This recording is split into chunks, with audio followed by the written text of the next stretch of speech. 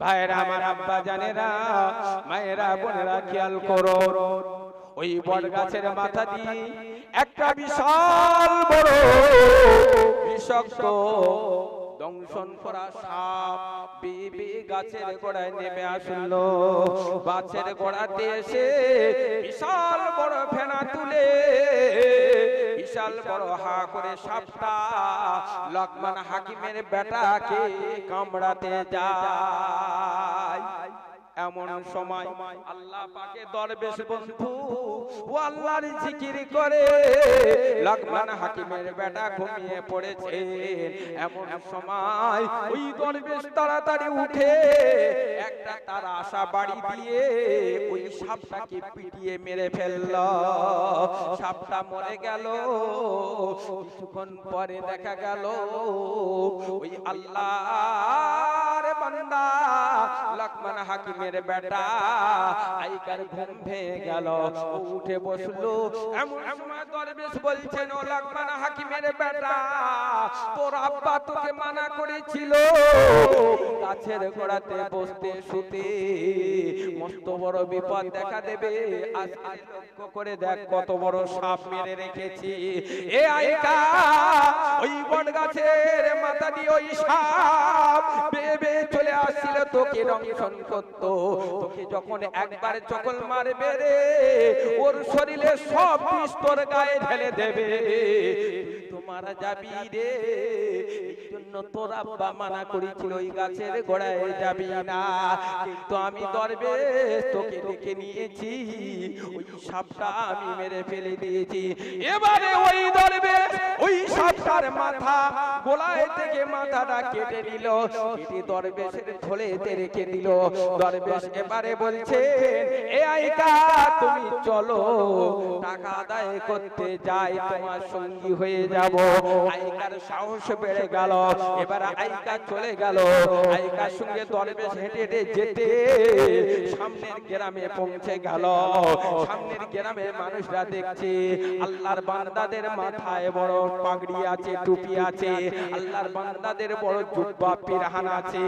গ্রামের মানুষেরা জিজ্ঞাসা করলেন, তোমার নাম কি, তোমার বাপের নাম কি, কোথায় তোমার বাড়ি ঘর? পরিচয় দেওয়া হলো। পরিচয় পেয়ে লোকমান হাকিমের বেটা শুনে ওকে বিরাট যত্ন সেবা করলো, খাওয়া দাওয়ার ব্যবস্থা করলো। 2-3 দিন কেটে যাচ্ছে। গ্রামের মানুষরা এবারে লোকমান হাকিমের বেটার কাছে আবেদন করলো, বাবা তুমি লোকমান হাকিমের বেটা, আমাদের গ্রামে একটা সুন্দরী মহিলা আছে, এত সুন্দর দেখতে, সারা পৃথিবীর নারী জাতিদের প্রতিযোগিতা করলে 1 নম্বরে যাবে ওই মেয়েটা, সবচেয়ে বিশাল পুরস্কার পাবে। মেয়েটা দেখতে বড় সুন্দর, ভালো, ওই মেয়েটা তোমার সঙ্গে বিবাহ দেব। বলছে মাথা খারাপ, আব্বা তো মানা করেছে, আমি বিয়ে করব না। যে বিয়ে করতে হবে, বলছে বিয়ে করব না। এমন সময়তে দরবেশ বলছে, এ আইকা আমি হুকুম দিচ্ছি, তুমি এই গ্রামের মহিলাটাকে বিয়ে করো। বলছে আল্লাহ আমার আব্বা বলেছেন দরবেশের কথা মতো চলবে, তবে দরবেশ যখন হুকুম দিয়েছে, তবে তোমাদের গ্রামের মেয়েটাকে আমাকে বিবাহ দাও। ওই মেয়েটা বিশাল ধনবতী, ধনাঢ্য ব্যক্তির মেয়ে, বিয়ে শাদী হয়ে গেছে। এমন সময় বিয়ে হয়ে যাবার পরে গত করে ওই রাতটা হলো বাসর ঘর। ওই শীতকার রাত্রিরে আহারে যারা ওই মেয়েটার সঙ্গে খাটের বুড়ি হয়ে আসে, যারা সঙ্গে ভাবি হয়ে আসে, ওদের একটা স্বামী স্ত্রীর আনন্দ আছে। আহার নাচ জামাই নিয়ে, ননদ নন্দাই নিয়ে গল্প করে। এমন সময়তে রাত গল্প করতে করতে গভীর রাত হয়ে গেল। ওই মেয়েটার সঙ্গে যারা আছেন সকলে বলছেন, ওরে নাচ জামাই, ওরে আমার নন্দাই ভাই, এক কাজ করো, গভীর রাত হয়ে যাচ্ছে, আর গল্প করলে হবে না, একটু ঘুমাতে হবে, একটু আরামের বিছানায় যেতে হবে।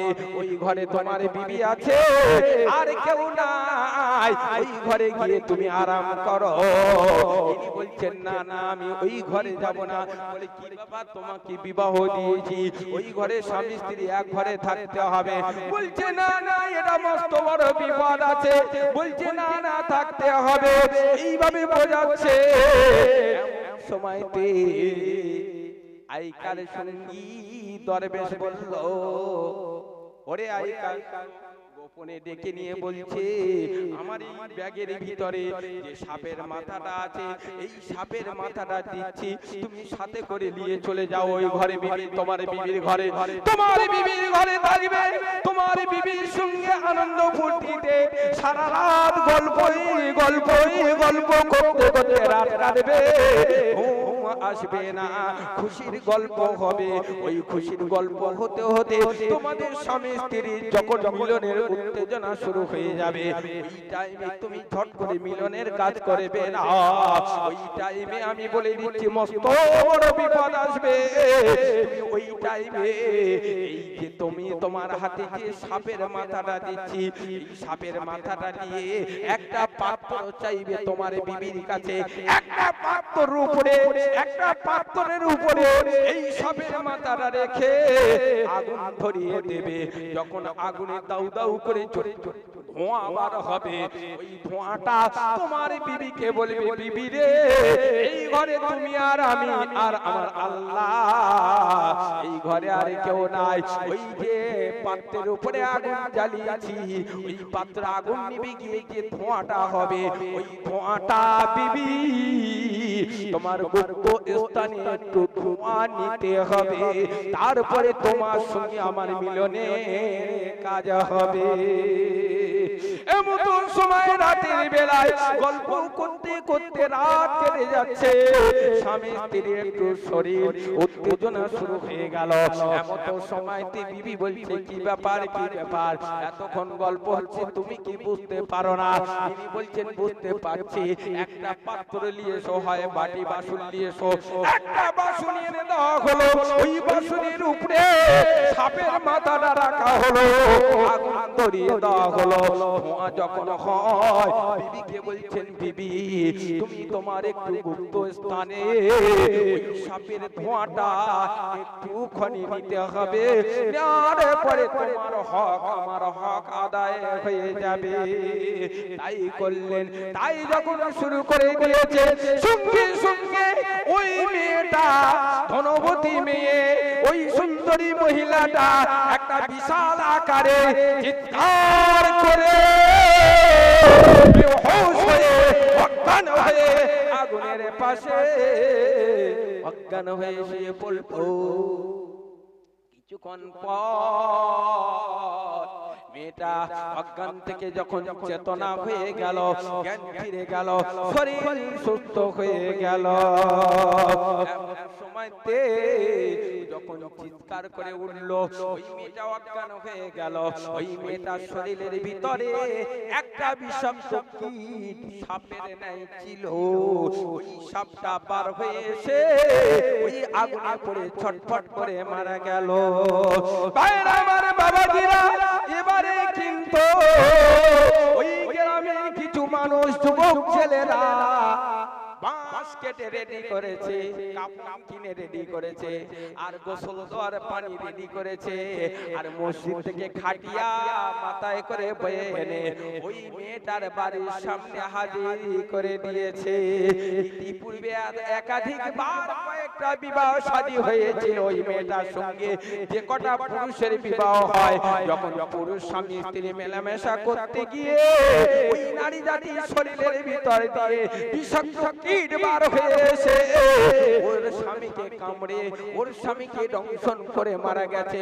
অনেকে বেটা ছেলের কবর দিতে হয়েছে, তাই এরা কবর খোলার কাজ, গোসলের পানি আনার কাজ, কাপড় কেটে ব্যবস্থা করে, চেলি বাঁশ কেটে ব্যবস্থা করে রেখেছে। সকাল হবে লাশ বার করে খাটিয়া চড়িয়ে কবরখানায় গিয়ে কবর দিতে হবে। এরা সকালবেলা রেডি হচ্ছে।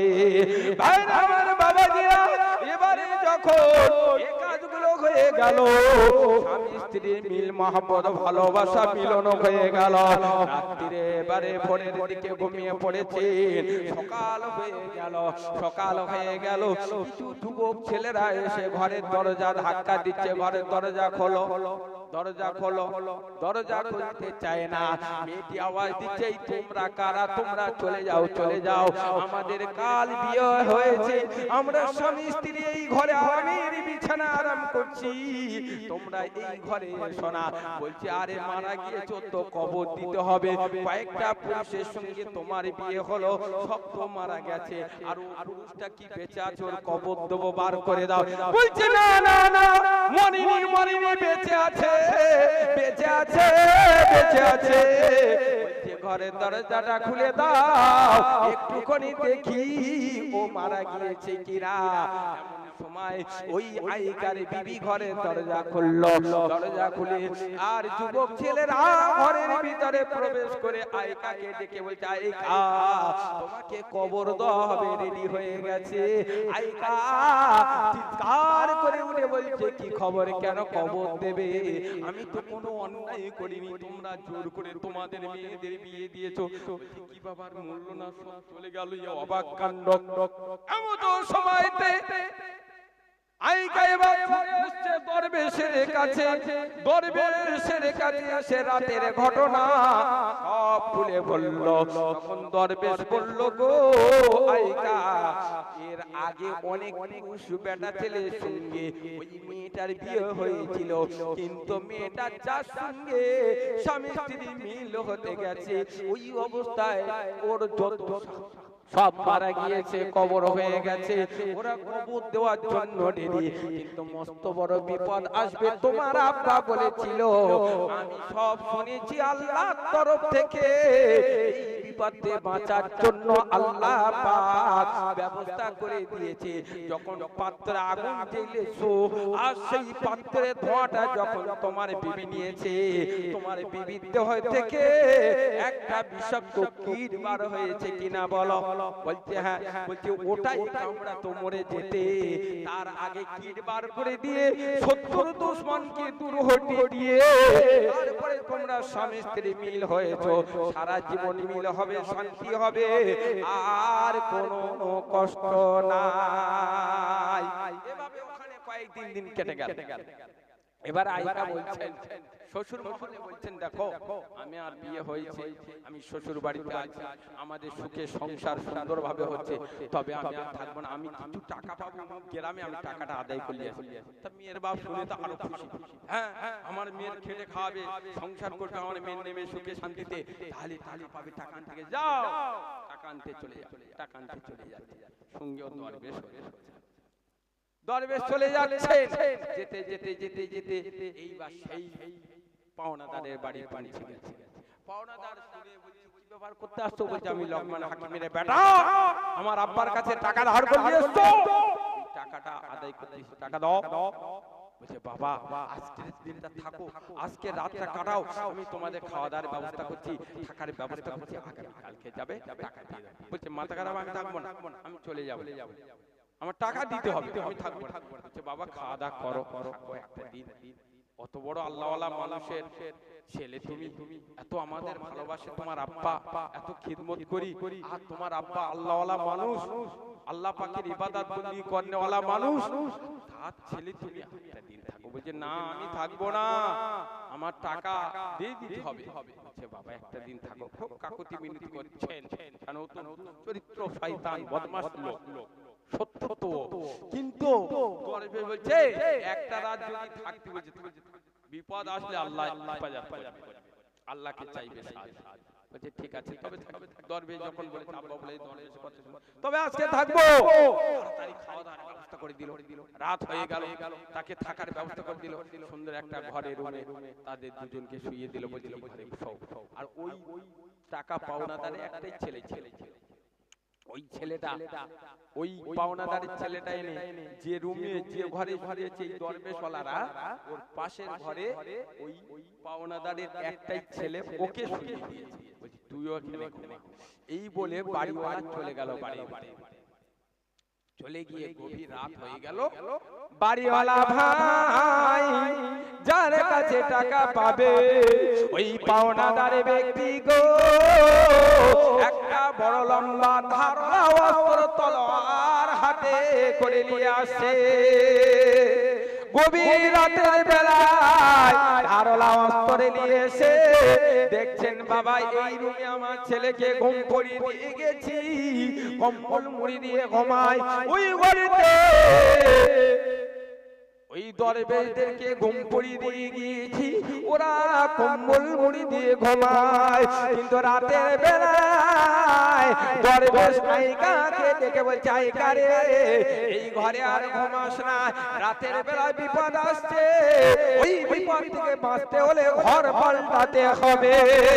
সঙ্গে সঙ্গে আইকাকে ওই ঘরের বিছানা ছেড়ে দিয়ে দ্বিতীয় ঘরে যে ঘরে টাকাওয়ালা পাওনাদারের একটা ছেলে ঘুমাচ্ছিল ওই ঘরে গিয়ে আল্লাহ পাক আল্লাহ তাআলা সারা জীবনের মতো ওই পাওনাদারের ছেলেটাকে আল্লাহ এমন ঘুম পড়িয়ে দিয়েছে, দরবেশ গিয়ে ওই পাওনাদারের একটা ছেলেকে কোলে করে তুলে নিয়ে আসে।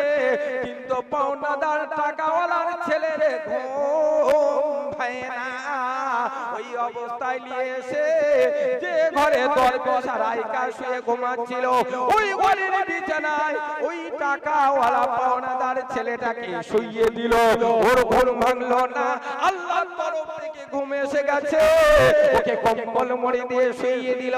এমন তো সময় দেখা গেল মুসলমান ছেলেরা ও মুসলমানেরা শুনে রেখে দাও, এবারে যে ঘরে আইকা আর ওই দরবেশ ওই পাওনাদার ব্যক্তির ছেলের ঘরে গিয়ে কম্বল মুড়ি দিয়ে ঘুমায়।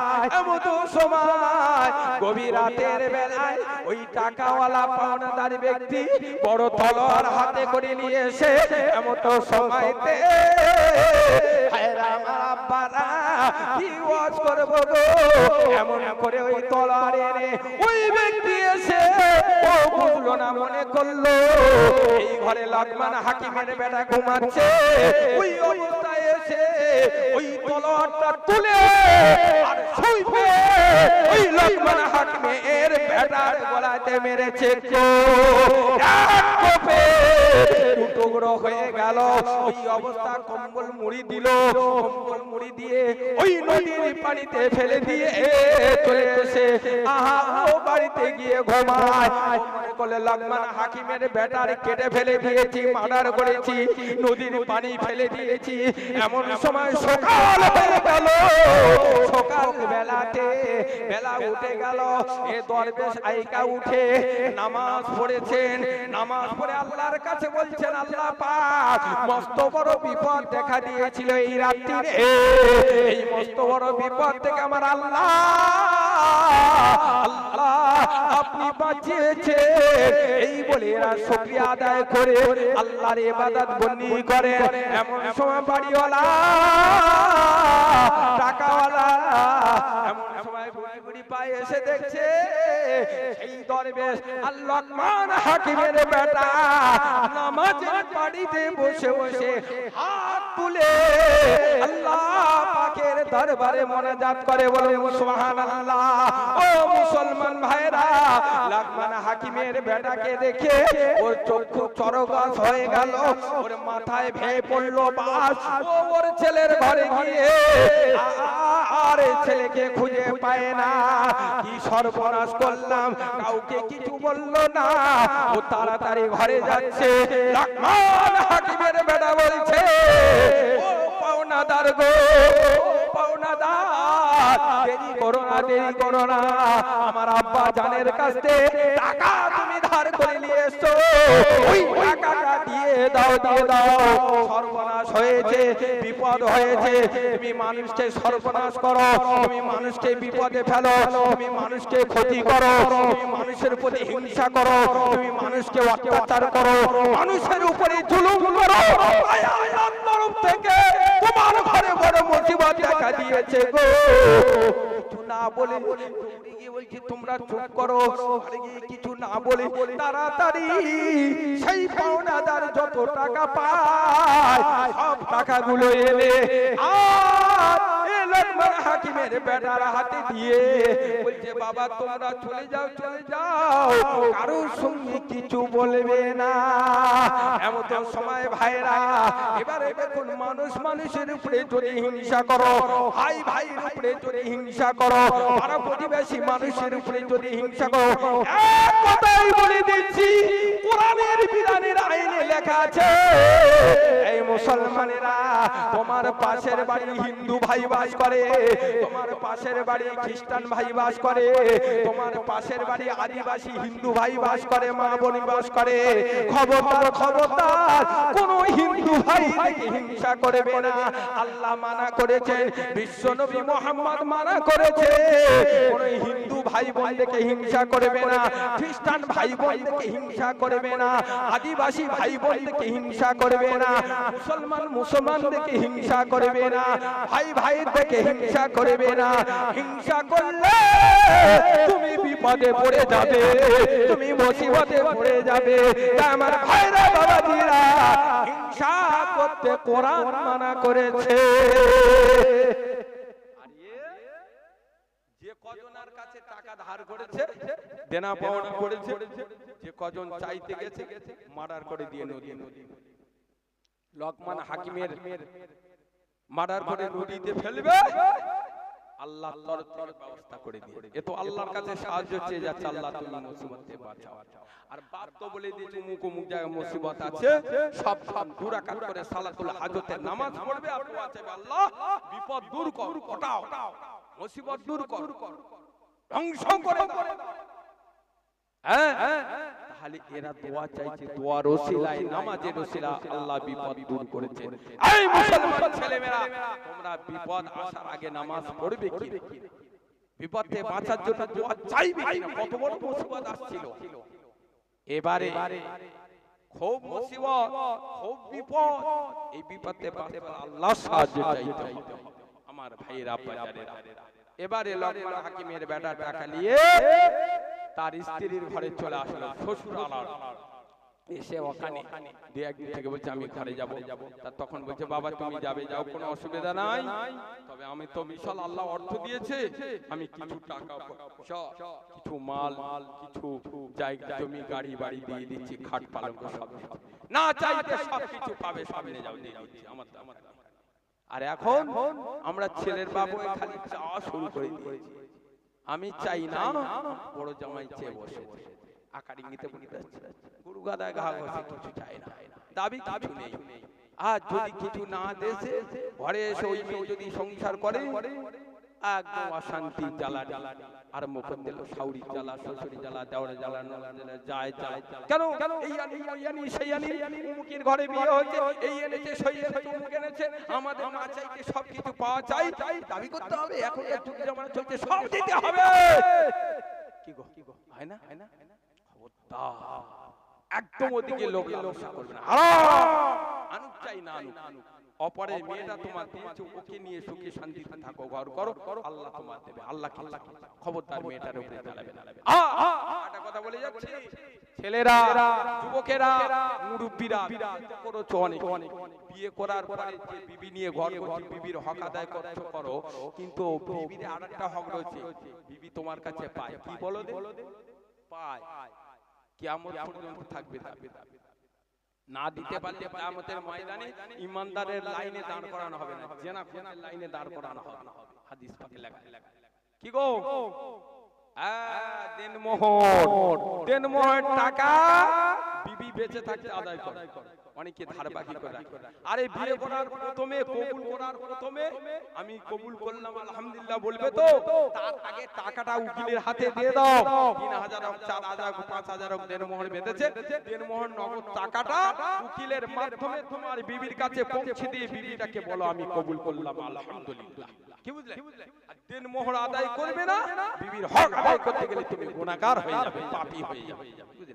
খবর দেনমোহর টাকা কোনো মা বোন বাকি রাখবে না, বলছে আমি তোমার এই করে স্বামীর ঘরে অভাব দেখে, স্বামীর ঘরের অভাবে জ্বালায় দেখে তুমি আদায় করবে না, তোমার অন্তর আদায় করে, তুমি আদায় করে। তুমি বলছো আমি মাফ করে দিলাম, মাফ করে দিলাম, কবরে চলে গেলে ও মাফ হয়নি, দিতেই হবে, দিতে হবে। বেঁচে থাকতে যতটুকু পারো নগদ দিয়ে বিয়ে করো, নগদ দিয়ে বিয়ে। বাকি রাখবে কবে দেবে? ও তো ঘরে মেয়ে ছেলে তো বিরাট মায়াসী, বিরাট ধৈর্য ছিল, ও তো এসে বলবে আর দিতে হবে, কারণ স্বামীর ঘর বড় অভাবে সংসার, ছেলে মেয়ে কি করে মানুষ না, দিন মোহর। আমার ভাইরা বাবা দিরা শেষ করব, আর বেশি লম্বা চওড়া করব না। এই মুরব্বি ভাইরা বাবা দিরা চলে এসো, দোয়া হবে, কিয়াম সালাম হবে, এই কথাটা বলে শেষ করব। ভাইরা এবারে লাগমান হাকিমের বেটা শ্বশুর বাড়িতে সম্পত্তি পেল, টাকা পয়সা মাল ধান পেল, এবং ওই পাওনাদারের কাছ থেকে অনেক টাকা পেল। ঘরে ফিরছেন, যাওয়ার পথে সঙ্গীর সাথী দরবেশে, দরবেশ বলছে বাবা আইকা আমি এবারে চলে যাব, আর তোমার সঙ্গে এতদিন ছিলাম, এবার আমি বিদায় নেব বাবা, তুমি তোমার বিবি নিয়ে সুখে শান্তিতে আজীবন যাপন করবে। এই কথা বলার পরে উনি চলে যাবে। আইকা বলছেন হুজুর, হুজুর আমার এত মাল, এত টাকা, এত সোনা গয়না পেয়েছি, এর অর্ধেকটা তুমি নিয়ে তোমার ঘরে যাও, বাকিটা আমার থাক। এমন সময় ওই দরবেশ বলে দিচ্ছেন না না না বাবা, তোমার কোনো মাল, কোনো টাকা পয়সা আমাকে দিতে হবে না। ওই বটগাছ তলা আমি বসেছিলাম দরবেশ রূপে, আমি তো দুনিয়ার কোনো মানুষ নয়, আমি হলাম আল্লাহর ফেরেশতা। আযকুরুনি আযকুরুকুম ওয়াশকুরুনি ওয়ালা তাকফুরু। আল্লাহ পাক আল্লাহ তাআলা বলেছেন বান্দা তুমি আমাকে স্মরণ করবে, আমি আল্লাহ তোমাকে স্মরণ করব। বান্দা তুমি যখন বিপদে পড়বে গো, আমি আল্লাহ বিপদ থেকে বাঁচিয়ে নেব, কারণ তুমি আমার ইবাদত বন্দি করো। তাই আমার আল্লাহ পাক আল্লাহ তাআলা বড় বড় মুসিবত থেকে বাঁচাবার জন্য আমি ফেরেশতা আমাকে পাঠিয়েছিল। আল্লাহ পাক আমার ওসিলা দিয়ে তোমার বিপদ বিমারি মুসিবত থেকে বাঁচিয়েছে। এই টাকা পয়সা আমার লাগবে না, লাগবে না, আল্লাহ আমাকে পাঠিয়েছে, মানুষ রূপে ছিলাম আমি, আল্লাহ পাকের ফেরেশতা চলে যায়। এ মুসলমানেরা তোমরা কলেমা পড়নেওয়ালা মুসলমান হও, তোমরা নামাজ পড়নেওয়ালা মুসলমান হও, তোমরা পর্দা করনেওয়ালা মুসলমান হও, তোমরা কোরআন পাক তেলাওয়াত করনেওয়ালা মুসলমান হও, তোমরা পরেশগারি মুত্তাকিন অবস্থায় মুসলমান হও। আমার আল্লাহ পাক আল্লাহ তাআলা তোমাদের সাহায্য করবে গো। যত বড় শত্রু দুশমনেরা মানুষ রূপে হিংসা করে মারতে আসবে, অত্যাচার করতে আসবে, মার্ডার করতে আসবে, সত্যিকারের আল্লাহওয়ালা বান্দা বান্দি যদি হয়, আমার আল্লাহ ওই মস্ত বড় বিপদ থেকে বাঁচিয়ে তোমাকে বাঁচিয়ে দেবে। আর ওই যারা হিংসা করে মার্ডার করতে আসবে, মারতে আসবে, অত্যাচার করতে আসবে, ওরাই ধ্বংস হবে, ওরাই নিপদ যাবে, ওরাই শেষ হয়ে যাবে গো। আমার মুসলমান ভাইরা কয়েকটা আমলের কথা বলে দিচ্ছি, মরে যাব, মরে যাবেন, এই আমলগুলো করবে, কবরে গিয়ে বাঁচবে। আমার বাবা জিরা মরণের পরে কবরে যখন শোয়ানো হবে, আল্লাহর ফেরেশতা জিজ্ঞাসা করবেন মান রাব্বুকা মান দীনুকা ওয়া মান নবিয়ুকা। ওই সময়তে আপনাকে বলতে হবে রাদিতু বিল্লাহি রাব্বান ওয়া বিল ইসলামি দীনা ওয়া বি মুহাম্মাদিন নাবিয়্যান সাল্লাল্লাহু আলাইহি ওয়াসাল্লাম ওয়া বিল কুরআনি ইমামা ওয়া বিল কাবাতি কিবলাতান ওয়া বিল মুমিনিনা ইখওয়ানা। ও মুসলমান ছেলেমেয়েরা, কবরে মুনকের নেকির জবাবটা দেবে। এই আয়াতটা পড়বে গো, এই আয়াতে কালিমাটা লেখা আছে গো, ফুরফুরা শরীফের জমিনে যাবে গো, বসিরহাট আল্লামা রুহুল আমিন হুজুরের দরবার শরীফে যাবে গো, ওখানে গিয়ে বলবেন দাদা হুজুর পীর কেবলার একটা নামাজ শিক্ষা দাও, কিংবা বসিরহাট হুজুরের একটা নামাজ শিক্ষা দাও। ওই নামাজ শিক্ষা 9 পৃষ্ঠাতে এই কবরের মুনকের নেকির সওয়ালের জবাবটা লেখা আছে। এই আয়াতে কারিমা পড়বে, আমল করবে, প্রত্যেকদিন মাগরিব নামাজ, ফজরের নামাজ পড়ে 7 বার করে পড়বে, প্রত্যেকদিন 5 ওয়াক্ত নামাজ পড়বে। এই নামাজের পাড়িতে 7 বার করে যদি পড়ে আমল করতে পারো, আল্লাহ পাক আল্লাহ তাআলা ওই আমলকারী ব্যক্তিদের জবানটা কবরে খুলে দেবে, কবরে মুনকার নেকির জবাবটা তুমি দিয়ে দিতে পারবে। বলুন সুবহানাল্লাহ। আর জোরে হবে না সুবহানাল্লাহ? আমার মুসলমান ভাই, তাহলে আমি কি বললাম? কবরে শোবে যখন ফেরেশতা এসে জিজ্ঞেস করবে মান রব্বুকা মান দিনুকা মান নবিয়ুকা, বলো, তখন তোমার জবান খুলে বলতে হবে আরবিতে, রাদিতু বিল্লাহি রাব্বাও ওয়া বিল ইসলামি দীনাও ওয়া বি মুহাম্মাদিন নাবিয়্যান সাল্লাল্লাহু আলাইহি ওয়াসাল্লাম ওয়া বিল কুরআন ইমামাও ওয়া বিল কাবাতি কিবলাতান ওয়া বিল মুমিনিনা ইখওয়ানা। না বললে কবরের ভিতরে একটা কয়েক ওজনের মুগুর তুলে মাথায় ছাড়ে আর সব ছড়িয়ে যাবে, মাথা ফেটে যাবে আর হাড় সব ছড়িয়ে যাবে। আর যদি বলতে পারো আর মারবে। এই দোয়াটা কোথায় পাবে? দাদা হুজুর পীর কেবলার লেখা, বসিরহাট আল্লামা রুহুল আমিন হুজুর পীর কেবলার লেখা নামাজ শিক্ষা কিনবে, ওই নামাজ শিক্ষার 9 পৃষ্ঠায় এই দোয়াটা লেখা আছে। এই দোয়াটা সকলে শিখুন, পড়ুন, আর ছেলে মেয়েদের বিবিদের ভাই বোনদের শিখিয়ে দেন, আমল করুন, কবরে বাঁচতে পারবে। নচেত বাঁচার কোনো লাইন এই বলেই বলেছি, চলে যেতে হবে। একটু পরিষ্কারী অবস্থায় থাকো, পাক পবিত্র হালতে থাকো, ন্যায় নীতির উপরে থাকো, সত্য পথে থাকো, সত্য কথা বলো, আর হারাম আর হালাল একটু বিবেচনা করে চলো। হারাম মালের লোভ করুনি, হারাম মালের দিকে যেওনি, হারাম জিনিসের দিকে তাকাওনি, ওই দিকে পেছাপ করে যাও, একদম দূর হটা। খবরদার চলে যেতে হবে বাবা, ছাড়বে না কবরে। আটা কথা বলি, অনেক মানুষ আছে এই যে আমরা জানাজার নামাজ পড়ি না, জানাজার নাম